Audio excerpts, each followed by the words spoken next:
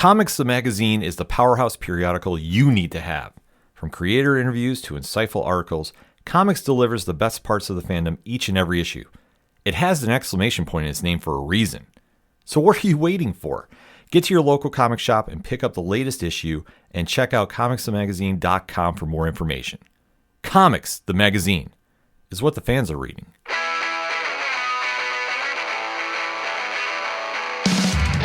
Live from the 607, it's the Ocho Duro Parlay Hour, where we're talking everything movies, TV, comics, and entertainment. Join in the conversation on social media with the hashtag ODPH, because here we go.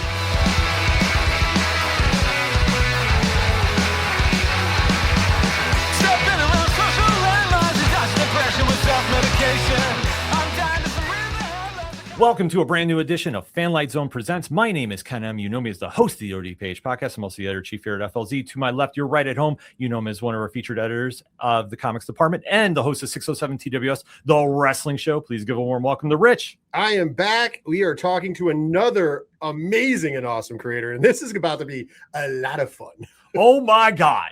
If you are not familiar with the indie sensation out of INVADER Comics that we're going to be discussing, you're going to be running to the comic shop to go find some copies. And I hope you're lucky you do, because this book has been generating so much buzz, and rightfully so, because of a boy's journey to face imminent fear with such a noble heart behind it.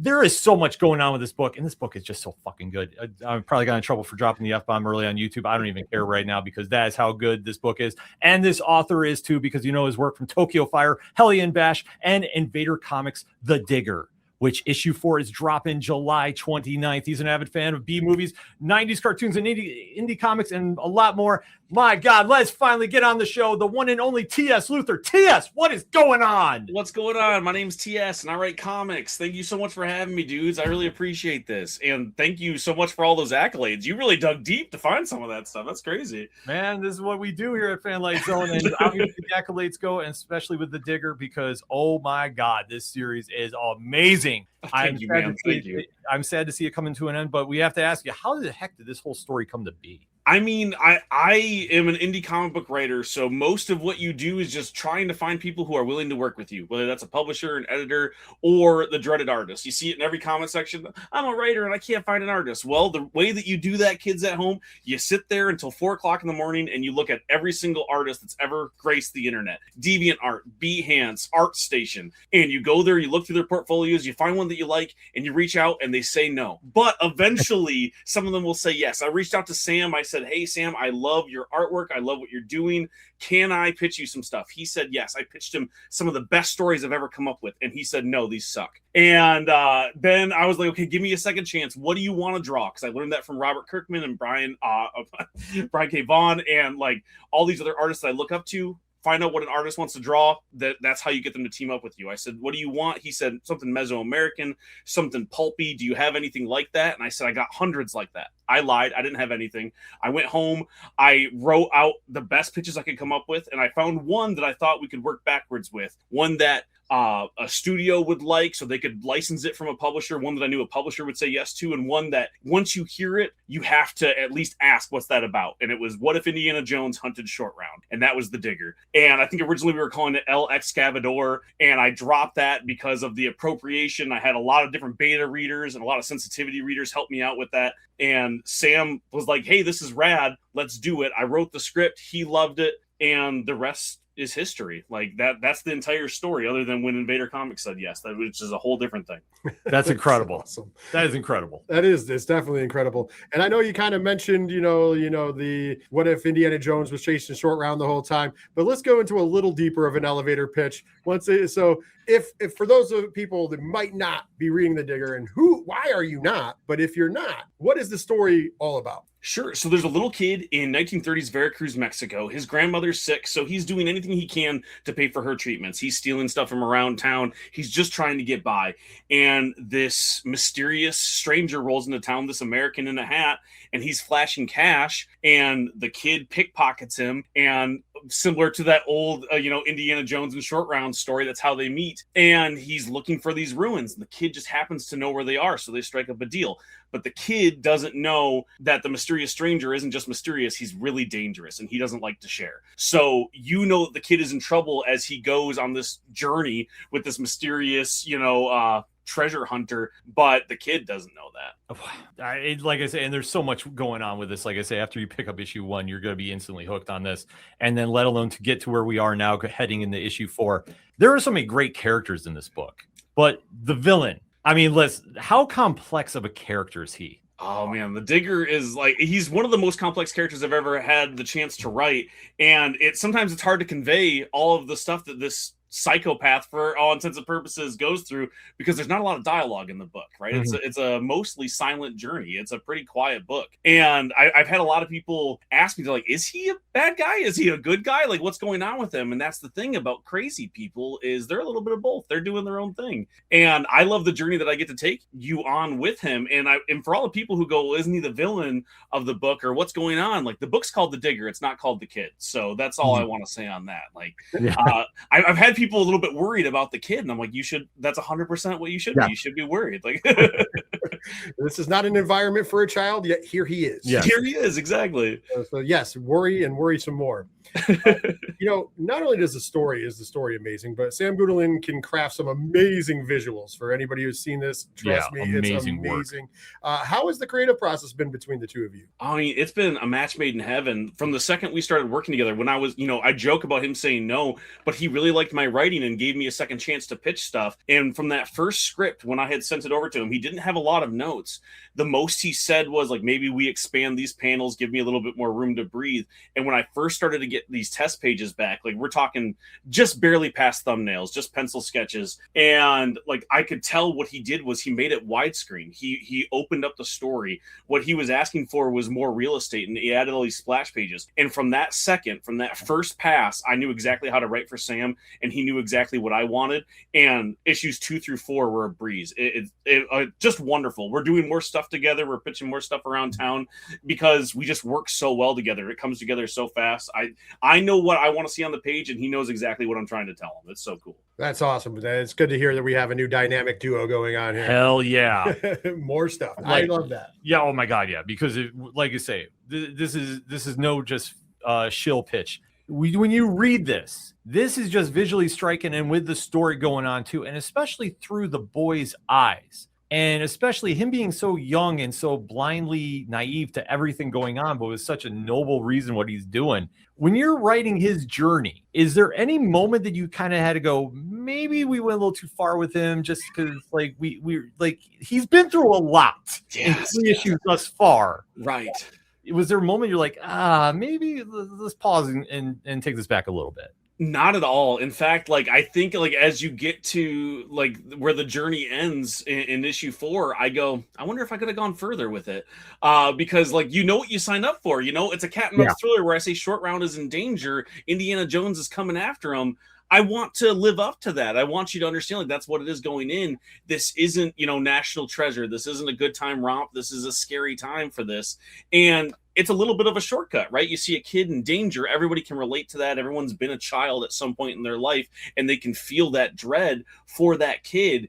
But I wanted it to feel honest. I didn't want to put him in peril for fun, and I didn't want it to feel like, he was in danger in the first issue, and now the real adventure happens. Like, like I said, I think that there are times where maybe I didn't live up to it, and I didn't push it far enough because I'm a dad, and I can't outright torture this kid, Although, I mean, as also a dad, there's part of me, I guess, that is like, this is the best way to do it because at least there's no pesky, child protective services. We can just throw it on the page. Although then you have to answer some questions, to the mom. And trust me, you don't want to piss mothers off because Mama Bear gets mad and we're all going to pay. I mean, that's one of my favorite things about writing the kid is you see him have these realizations and you see him learn and you see him grow up on this journey, but you also see like the ingenuity ingenuity he has and how he actually is integral to this treasure hunt. Like, he is really important, and the digger couldn't do it alone. And I think that that's one of the special things about it, is you see this kid surviving in a very, very dangerous situation, because kids are resourceful, kids are capable, and he doesn't have that protector at home. You know, he takes care of his grandmother. There's no one looking out for him. And I mean, I can relate to that now as an adult, but as a kid, you know, having some of those journeys, and I know there's lots of other people who can too. And that's why I really enjoy that. It's like, why pull back? I think about some of the shows I watched as a kid, or movies where, like, you know, growing up as a kid, the 80s and 90s, they weren't afraid to put the kids in trouble and let you be a little bit scared watching a Saturday morning cartoon. Yeah. And I think sometimes we've lost a little bit of that. And so, no, I don't want the kid to be all sunshine and rainbows. I want him to be in danger. Yeah, I mean, I've said this once, I've said it a million times. Like, we grew up in the generation of like the Gremlins movie. That was a kid's movie. It was a family movie. Well, they didn't have rated R yet. Like, it had to be. Well, between that and Indiana Jones is what created PG-13. So right. that's but like the witches, remember the witches, Yeah. or like the Dark Crystal, or even if you go back a little further, but we watched when we were kids, Willy Wonka. Willy Wonka has some freaky stuff in it, man. That tunnel scene is nightmare fuel. You wonder why there's a generation full of fans of horror movies. Right. Just, we all grew up on Willy Wonka, where, let's be honest, those kids were dying. Right. He was killing them off as they go through that. It's like when they're like, oh, well, that pipe goes to the incinerator. There's nobody living through that. There's nobody living through that. But now they would have never said that. Oh God, no. Now they would never No say that. way. So I agree with you 110%. And you know what? It's good to have a little bit of that in there. But also, all jokes aside, as a father, like, you can read that in the book too, because you always want to like portray like, hey, this is the journey we've been on, and you get to watch your child go through that journey, and kind of like this book kind of mimics that in a lot of ways. Here's a child going on a journey, and yes, he can be unsafe at times, but he's resourceful. And obviously he has, you know, good intentions, and, you know, that could be like kind of like leading your kid on to be good parenting. And it's really kind of cool. And I dig that.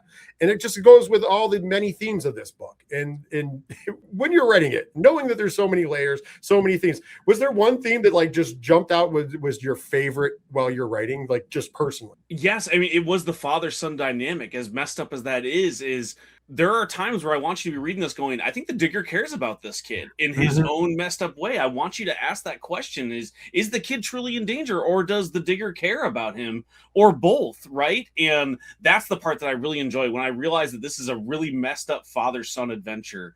I think was really, really fun. And I hope my son isn't listening, because he's read some of the digger, and I don't want him to fear for his life. But we don't go treasure hunting very often, so I think that we're going to be all right. But yeah, I think that was the element that really made kind of the story easy to write from that angle, is to have you ask that question, is what are the digger's motives? How does he feel towards this kid?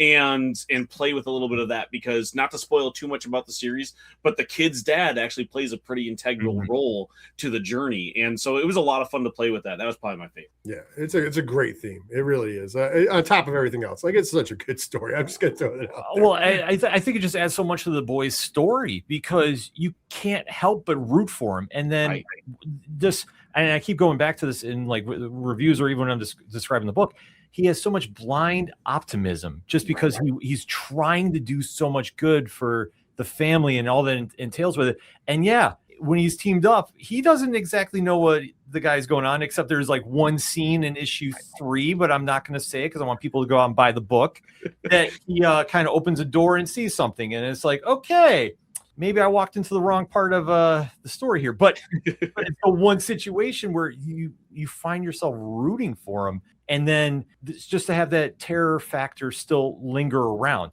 I know it sounds crazy, but it's like, it's such a vital part of that story. I think that's why it connects so much to the readers. It's just, there's something that just hooks you into this, because it doesn't feel like there's going to be a happy ending. Maybe there is, maybe there isn't, but to keep the audience guessing in this manner, I think is just such brilliance. Oh, that means a lot, man. I appreciate it. I'm glad that came through, because one of the things that you can't do with a horror or thriller book in comic books is you can't really get a jump scare across. Yeah. Like, you can control pacing in a comic book with page turns, but I'm never going to make you jump out of your seat afraid. But what you can feel is the Alfred Hitchcock classic of dread. I can make you dread what's going to happen next. And I think that that's the thing that I tried to capture the most when it comes to the danger in the book, is I want you afraid of what's going to happen to this kid as it goes forward.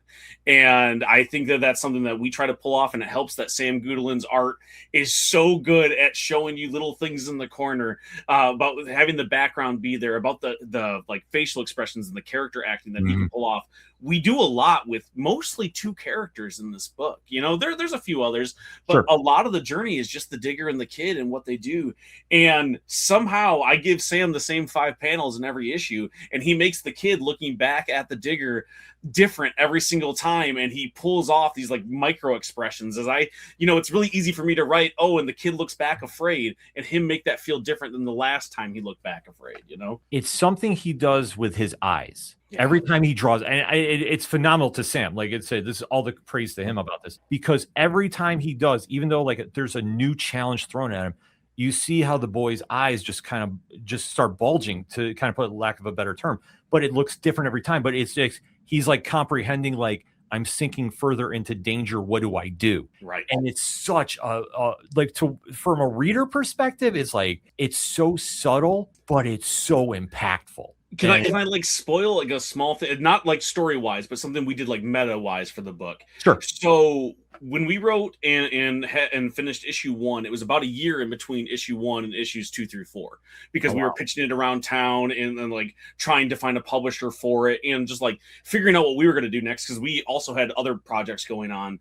And when Sam came back, his art style had evolved a little bit. He's still very consistent, but one of the things he came to me with is, hey, can I make the kid look a little bit younger for the rest of the issue? And what we did was, as the kid is in more and more danger and less understanding of it, he looks younger. And as he takes more control, or has more control over the situation, he appears a little bit older. So he looks a little bit older in issue 1 when he's pickpocketing people and he's choosing to go on this journey. And as he gets in more and more danger in issue 2 and in other places, he's much younger. And again, I couldn't have done something that subtle with any other artist. I don't think that they could have pulled it off in the same way with me writing it. I think that it was just because of me and Sam teaming up that we could do something like that. Oh, absolutely. I think that's just an understanding. Like, you have to, if you don't have that kind of, synergy, it's not going to work out as well. No, completely. And especially another part of Sam's art too that jumps out, and something that has been going on in the background for the end of each issue, without spoiling anything here, obviously. The setup for the trap 2,000 years in the making. How is that set up? Like, talk about the setup for that. So one of the things that I love in long-running comic books that I don't think many indies like put into their tool chest is the backup story. If you read any superhero comic or anything from the big 2, that's the thing that they can do.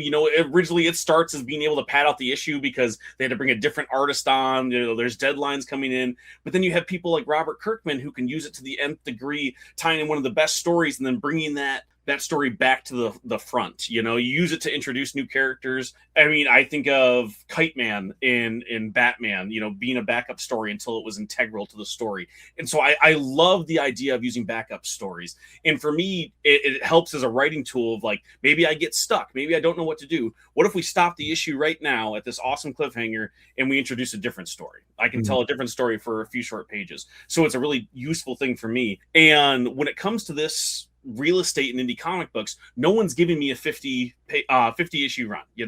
I could not have pitched the Digger as 100 issue epic. I knew we were going to get 4 issues and that was it. So how can I add more depth to the story? You give it a backup. I can introduce the MacGuffin. I can introduce what was happening before, these ruins that they're going towards. And I can tell these mini stories to add more context to it and a little bit more mystery. And it's just more fun stuff for Sam to draw. Honestly, there's a lot of things in this book that came about because Sam emailed me at 2:00 in the morning going, hey, can you put this in here? I need that. I want to draw that. And I go, yes, sir, because you're the best artist that I get to work with today. And so I'm going to make you happy. And I'm going to put that in the book. And a lot of the 2,300 years before comes from that. It's like, what's more stuff that Sam wants to draw?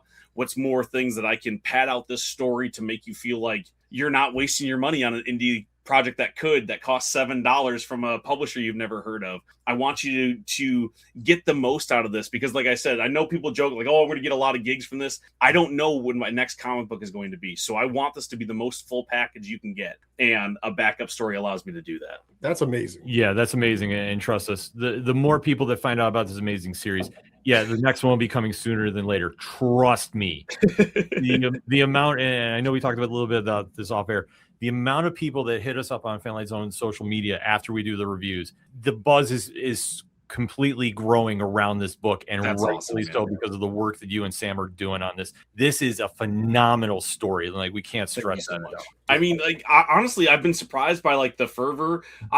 To get like serious with you, my first few indie books that I like crowdfunded, I sold maybe 300 through, you know, different crowdfunding sites. And it was like relatively small. And then in the aftermarket, going to cons or doing it myself, we're talking maybe 50 or so more, like not a ton. We sold thousands of each issue, like sold out of the distributor. Like I had to sell my own personal copies because there were just no more and people wanted more. So much so that I got a reprint. It was the first reprint that Invader ever did, because there were shops that were getting complaints because they had put an order in and they ran out at Lunar, so there was just no copies to give them. There were some shops that didn't fill it the first time because they were like, we know better, you don't want this book, it's from a tiny publisher, I'm not going to order 4 copies of this book because that's all the pulls that people added it to. And they ate their words, and when the reprint came around, they ordered a crap ton more. And so many more people than I ever thought would read some of my comic books have read The Digger. And I'm so thankful, but I'm just so surprised that I've been able to get this far. I'm being completely earnest when I say I did not think we would get to issue. I really thought it would have been canceled by now. If anything, I'm like, Sam can get a few of his art pieces out because his art's amazing. I did not think that we would get this far. And the fact that we were able to finish the entire series, and now people are asking me when we're going to do more, which is crazy. Like, that's the last question I was gonna ask. What's next? I'm like, dude, I'm nobody. I don't know what's next. Like, you tell me. So like that's a pretty rad thing to have. Yeah, I mean, but that's good. It just speaks to the work you're putting in, speaks to the work Sam's putting in, and people are gonna appreciate that, because like right now, you know, you have, you know, a good breakout indie series, and this is kind of the era of the indie books. I mean, it's like, if you go through, as you mentioned before, whether it's crowdfunding or smaller publishers, or you know that the indies are doing well when even the big two. We're looking at you. DC brings back Vertigo, which is their variation of an indie comic. When you're doing all of that, you know the indies are strong. How is it being involved in this era of like the we'll call it the super indie book? My wrestling time. I mean, like, it's so rad to be a part of comics as things like Vertigo are coming back. You know, like that's like a really, really magical thing. As somebody who grew up on Vertigo, like that's so cool to see happening. And like Vertigo kind of was the place where you got 50, 100 issues of an indie book, you know, like those books were so not mainstream in what they were trying to do. And it was like magical. Like, I can't believe we got that much Preacher, or, you know, Why the Last Man. And like, I'm just so like happy and excited as a reader that that's coming back. So to be a part of that in even the smallest way, it's really cool. For me, when I went to a shop and I picked up a lot of Mad Cave books, and I was able to pick up Phantom and Speed Racer and my own book, like same shelf right next to each other, and Absolute Batman. That was the thing, like it was right next to Absolute. I was almost crying. I'm like, this is the coolest thing ever that my book is right here next to these. And so for me, like, it's really, really special to have kind of a renaissance happening, not just in indie comics, but in comics in general, when you see all those people doing like the comic book hauls on social media, and they're now, like, we talked about it offline, but like just all of the people being excited about books that don't come from the big two, and even including the big two. It's really, really cool to have that happen right now, because I know it's really easy to say, oh, comic books are dying, or they're not good right now. The reality is comic books are bigger than they ever have been. Yeah. And it's cool to be a part of it in even the smallest way. I hope I get to continue being a part of it, but even if this is the small window I get into the mainstream of comics or the bigger indie scene, I am so genuinely like proud to be a part of it, and like so happy that I get to. I'm so thankful, because again, like, I go in and I'm the one person who buys Phantom at my shop. I'm the only person who has it on my pull list. You're sleeping on it. Go listen. Billy Zane is amazing. Go watch the Phantom and then go read the Phantom comic. But being able to go into a shop and see all of these indie books that aren't from giant publishers. They're not even from like the mid-range publishers that you would also know because they've made movies about those books. They're from tiny publishers that are the same size as Invader, and people are excited to buy it. Like people go into the shop just to get those books. I think that that's really rad, man. You know, you mentioned off air that we might become best friends, but me and you, once again, I love the Phantom. I have reviewed every issue of the Phantom. Yeah. I also own them because that's me. And then when you said Speed Racer, I'm like, checks. Yep. Absolute Batman also checks. And it's so good, man. What about the Shadow? Do you like Alec Baldwin as the Shadow back in the day? Absolutely. Yeah. Absolutely. How could you not? But I will say this. A wiser man than I once told me that the new boom coincided really well with Absolute Batman because it brought in the manga kids, and it's true. But now they're all looking for something new, and that's where the indie stuff is coming in because it's different ideas. Like that's why I'm not surprised that there's so much noise behind the Digger because it's a different kind of story. Like it's based in something we all can relate to, as you pointed out. However, it's also not just your cookie cutter. Oh, this is the superhero story that's going to happen here, or this, that. And that's what's happening in the indies, and that's why it's so cool. I mean, part of it is we want to tell different stories, but a big part of it is, let me tell you, if I was pitching a superhero comic book right now, it would not be on store shelves. It would not be at a publisher. No indie publisher wanted my superhero pitch. I've done it, right? That is not the case for most people. There's a few, I was just talking, I don't want to blow up anyone's spot, but there are smaller publishers like Keen Spot who haven't had a superhero book pop off recently that maybe you'll see something pop up over there. There are people who are considering it, but for the most part, when you look at these smaller publishers that aren't the big two, that aren't Image, it's a tough sell to go, let's do a superhero book because you're competing with everybody else who's done a superhero book. So it's tougher to do. You can do it over at Image because it's Image Comics. There's not much you can't do at Image Comics. It's going to sell a certain number because it's got that eye on there. But you do have awesome stuff in Radiant Black and Invincible. If Invader were to launch a superhero book tomorrow and say, all right, TS, you're doing a superhero book, no one's buying that book. That's a tough sell to do. So a lot of why you see us think out of the box with these Stranger Stories is because we're not getting work at DC and Marvel, and nobody wants a different superhero story. I think it's really freeing. I don't have to pitch a superhero book to get into comic books. And I love superhero books. I love Absolute Batman. I read every single thing that comes from the big two. But I also love all of the other weird stuff, and I love how versatile comic books are. People forget sometimes it's a medium, it's not a genre, and you can tell any number of infinite stories here, and you don't have to worry a ton about budget. I can put strange stuff in the Digger, and I don't have to go, I don't know how we're going to be able to afford seeing this giant Olmec ruin. I don't have the budget for that. No, Sam costs the same for Sam to draw that as it does for him to draw the kid stealing something in, a dirt road. So you can do anything, but it's also a little bit of necessity. I can't sell a superhero book, I was gonna say, before the superhero fans come for me, I already mentioned I do read Absolute Batman. I also read a lot of Absolute Green Arrow. The Phantom is a superhero. He's just old, okay? The Phantom, I was gonna say the Phantom, and then Space Ghost as well.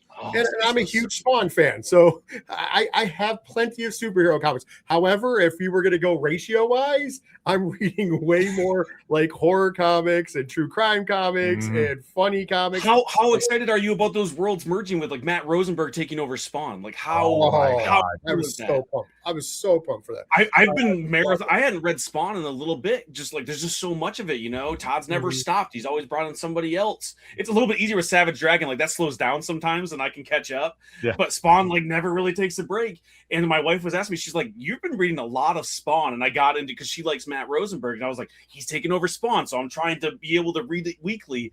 And the marrying of those two of Matt and the Ashcan Press and everything he does with Tyler Boss and everything is so indie, and to see that come over to the mainstream indie of Spawn, I'm just, as a 90s kid and as a lover of indie comics, I'm so excited for that.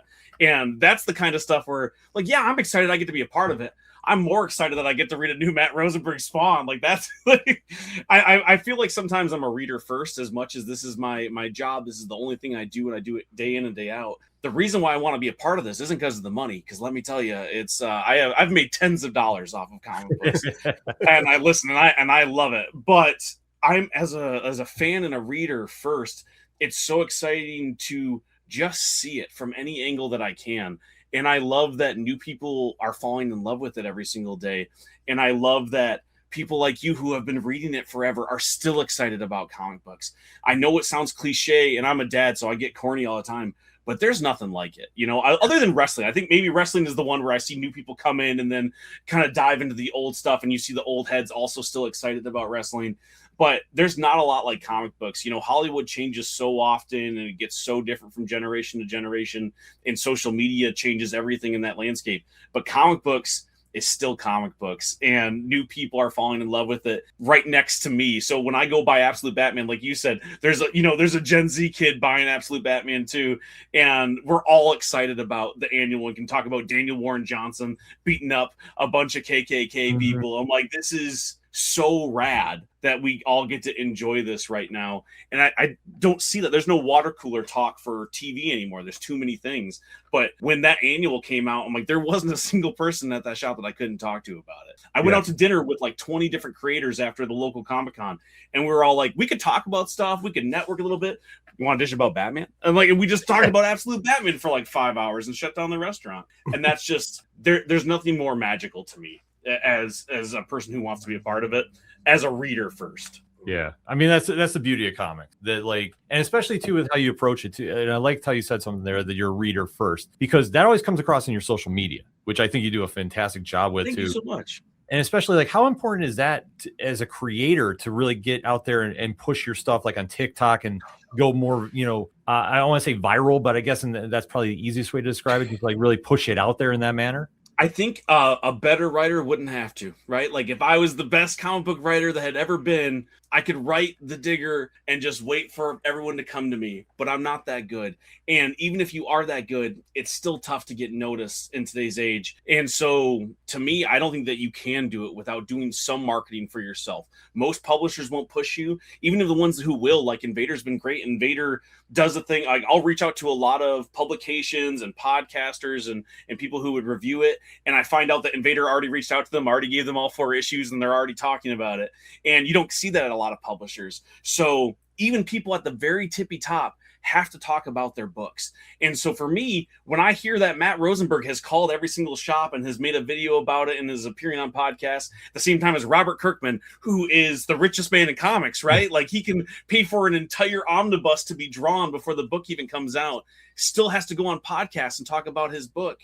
Well, if they have to do it, then I definitely need to be doing it. So it's a really easy calculation to make. If I want my book to succeed, I need to talk about it. And social media is the cheapest, easiest way for me to do it. It costs me no money to get on TikTok, Instagram, YouTube Shorts and go, hey, I wrote a thing. Maybe you would like to see it. And I think the audience appreciates that. I have a small following, but they're all comic book fans. Like I don't do a lot of trends. I don't talk about a lot of other stuff because I want everyone there to not be annoyed when I pitch the next issue of The Digger, right? Like when I make my silly videos, it's talking about comic books, and it allows me to be really honest and talk about the books because they're all comic book fans. I don't think I could do this job without that part. I don't think I would have landed the Invader gig for sure. I don't know if you know this, but I pitched The Digger on TikTok back in the day. That's how I got that gig. No, I didn't. So one of my fans, I didn't know what to do. I had pitched everywhere around town. It didn't work. And so I did the Zoop campaign for Tokyo Fire. And I got a little bit of buzz behind that. I started to get a following. I'm on TikTok and I go, what should I do next? Armchair Quarterback, maybe. You guys want to see some stuff? And my audience said, pitch us your books. Make like a crappy trailer for it. Show us. So I showed them a bunch of my books. One of those was The Digger. And one of my fans, now a friend of mine, Russ Frechette, he's an artist. He goes, hey, there's a small publisher called Invader. They're asking for pitches. You should pitch this there. They don't have a lot of stuff at the moment. They take a chance on you. So I cleaned up the trailer a little bit. I had found out I had one of their books. Josh Rubens, the guy who directed Werewolf Among Us, he's on Dropout. He's a comedian. He did a graphic novel called Darla. So I have one of their books. I like the stuff that they're putting out. Let's find out what they're about. I bought everything that they had ever published, read it all, put together a pitch packet that I thought looked good, made the trailer, tagged them on TikTok, sent them the real submission the way that I would do any other publisher. That was on a Friday. They liked and commented the video and hit me up for a meeting. By Monday, I had a publishing deal with them. Amazing. And so I would not be as successful as I am right now, the minuscule amount that I have with the Digger, if it wasn't for social media. So it's integral, I think. If I were to give any advice to anybody who wants to do this right now, I don't think you can do it unless you're a much better writer than me. Maybe you are, but I think that you would have a really hard time not talking about your book on social media. I would say that promotion is key, and marketing is key. And who is going to promote and market what you're doing better than you can? No one can. No one can. There's nobody. Even if you have the best, marketing and promotions firm out there, and sorry, you're never going to pitch it better than the person who came up with the idea, because you are invested in it. And it's from your head, and there's nothing that they're going to be able to add that you can't do. And that's why I think that's important for every creator to be out there and marketing their stuff. And I listen to so much like comic book content, your podcast, but a million other ones as well. Appreciate that. And of course, and it's so important to do. I think you got to have input to have output, and you really got to know the business if you want to do well. But also, like, I see these people who are trying to market it from that commercial standpoint, right? Like, you'll see a really high quality motion comic book for the newest Marvel event, and people get turned off by the ad, right? Like, they don't want to see it, no matter how cool it looks. You know what they do relate to is that grassroots, the creator coming down and talking to you and being honest about their book. The number one comment I get is people going, wow, I can tell you're really passionate about this story. And that's so cool, because I'm obsessed with comics, and this is the only thing I want to do. And I like that that's a selling point for a lot of my audiences. They're excited because I'm excited. And I couldn't do that if I hired the coolest firm to make the coolest trailer. Yeah. It wouldn't have done the same thing for my book, I don't think.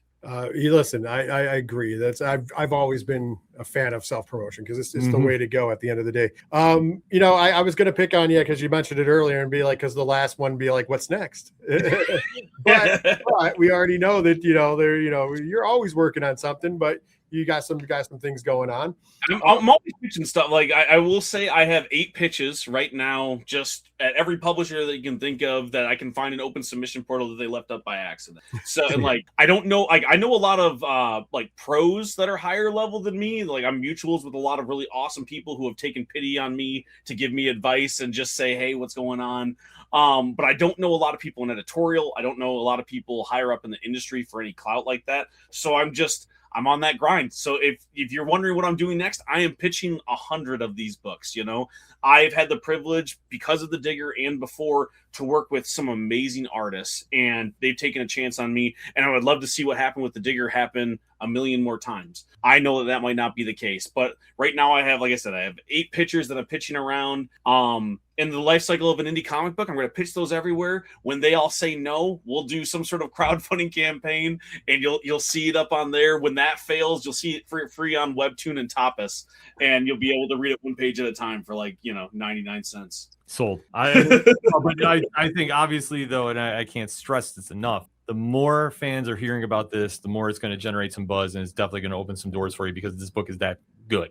There is no question in my mind about this. And I know this isn't going to be the end for you, but if you had to cross over the world of the Digger with any other character, waive any fees, any legalities, anything, who would you bring in there and why? Specifically for the Digger, I think that I would go schlock with it. This is such a serious story, kind of down to earth, but I think that I would go crazy with it. I would like this to be Evil Dead 1 to Evil Dead 2, or Evil Dead Army of Darkness, and get wacky with it and cross it over with the Deadites and everything like that. I would love to see it get strange with the world of schlockier horror, because Evil Dead as a universe has everything from the scariest things you've ever seen in your mind to the funniest things that you've ever seen. And I just love playing around with that. That's a horror series that gets to do both. And I would love to do that. This is such a serious thriller. I would love to get strange with it, with something like Evil Dead. That would be awesome. That'd be incredible. That would definitely be awesome. I'm already reading the Digger, but I would read that as well. Yeah, come on, if all hail the king, baby. You do the Digger versus Ash. Come on, that'd be so cool. Oh my God, take my money now. Seriously, is that good? And I guarantee you that you're going to have some fans asking about whether characters could cross into the world of the Digger, because this series, I can't stress enough, is amazing. Just the storytelling involved in it, the artwork is just phenomenal. It paints such a picture of hope versus evil, but yet you don't know what's going to happen. It keeps you on the edge of your seat from start to finish. And honestly, if this doesn't open some more doors for you, we all got to start doing the hashtag hire TS Luther. Just get it out there to your favorite publishers because his work is absolutely incredible. We need to see more of this. TS, we're running out of time, but thank you so much for coming on the show. We definitely have to have you come back on. Thank you so much. I mean, I am down whenever. I love the show. I love podcasting in general. Like, I'm always down to talk, even if it's not about the Digger. I'll talk about the wrestling with you for 45 hours. I don't care. Like, I love everything that you guys are doing over there. Thank you so much for having me on. Is there anything else you need to know other than the Digger issue 4 comes out July 29th? That's the month that we're in, July 29th. You can get it at your local comic book shop. After that, you can get it online, all the places that comic books are sold. We did get a reprint, though, also. So if you missed your chance to get issues 1 through 3, you're going to be able to do that in August. You'll be able to get the entire issue. We have new covers that we've done, this like sepia tone, grayscale for each of the poster pinup covers that we've done. So make sure you check that out. FOC's already done, so all you got to do is go into your comic book shop, and if they don't have it, yell at them about it. Make them feel bad. Tell them to join the invasion and get some Invader books, specifically ones that I wrote. That would be wonderful. But thank you so much, guys. I don't want to take up more of your time. I appreciate you. Well, now that we become best friends, and now that you said you want to talk pro wrestling, I will reach out to you for that because that can be an extended conversation for sure. Hell yeah. Yes, but we can't stress enough. The Digger 4 comes out of your comic shops July 29th. Don't wait till then. Get the back issues as soon as you can, and don't miss out on this issue because trust us, this is going to be an issue we're going to be talking about for the rest of the year and then some. And on behalf of Rich and myself, thank you again for checking out another edition of Fanlight Zone Presents. We'll see you next time. Bye.